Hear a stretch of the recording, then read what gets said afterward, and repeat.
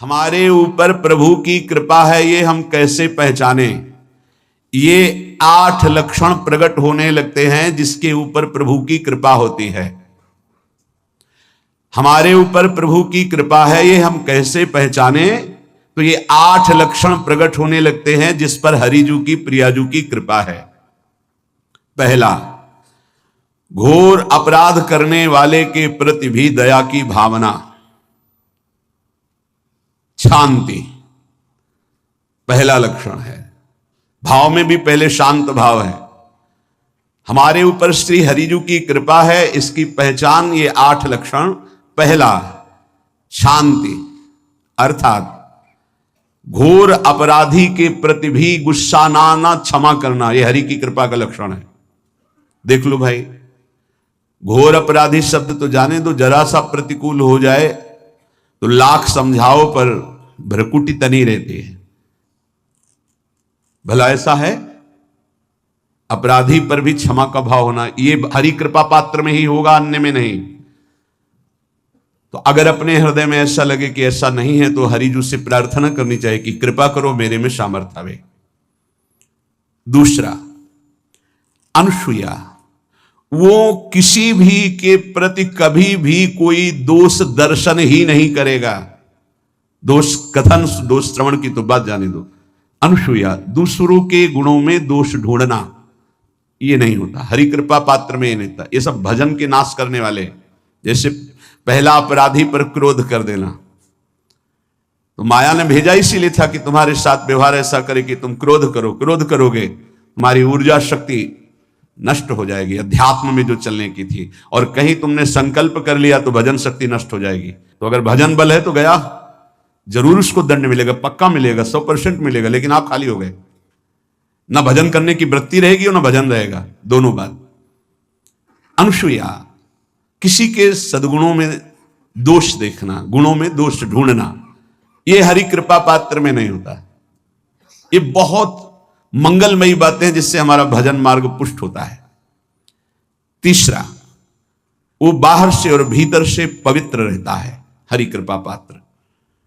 शौचाचार का ज्ञान होना चाहिए, वस्त्र आपके पवित्र होने चाहिए, ये बाहरी जल रज आदि के द्वारा बाहरी पवित्रता। और निष्कपटता, निश्चलता, सत्य भाव, ये अंदर की पवित्रता है। अगर कपट है, छल है, असत्य है तो हृदय मलिन रहता है।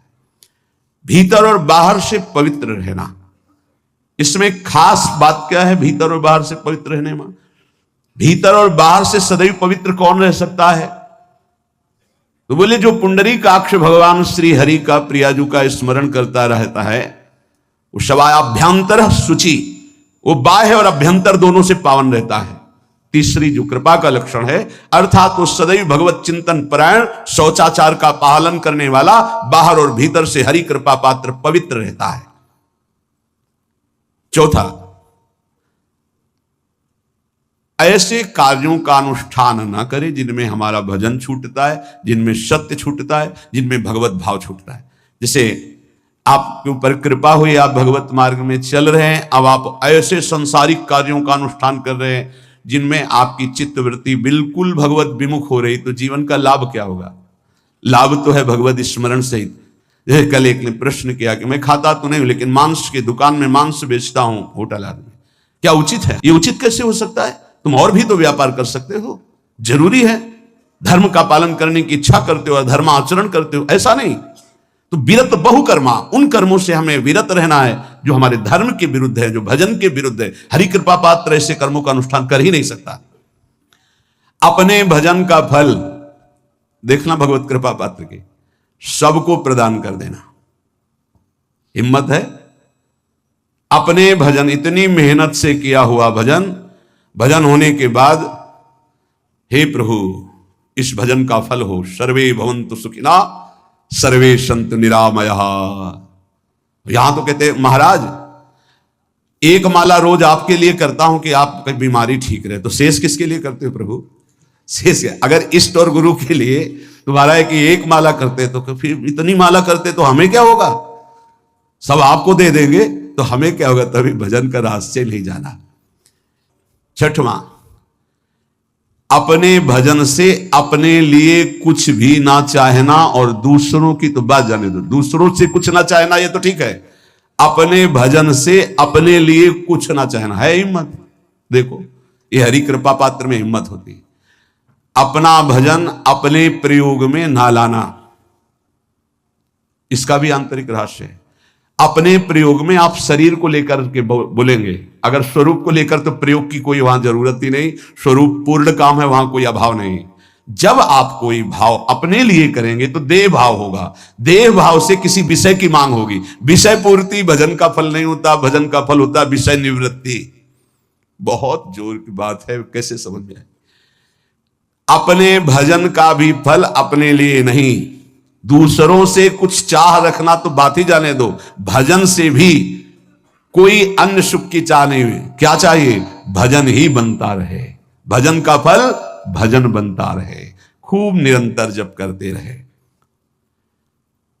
7वां, किसी भी मान सम्मान कीर्ति पद प्रतिष्ठा के मिलने पर हृदय का असंतुष्ट हो जाना, यह हरि कृपा पात्र का लक्षण होता है।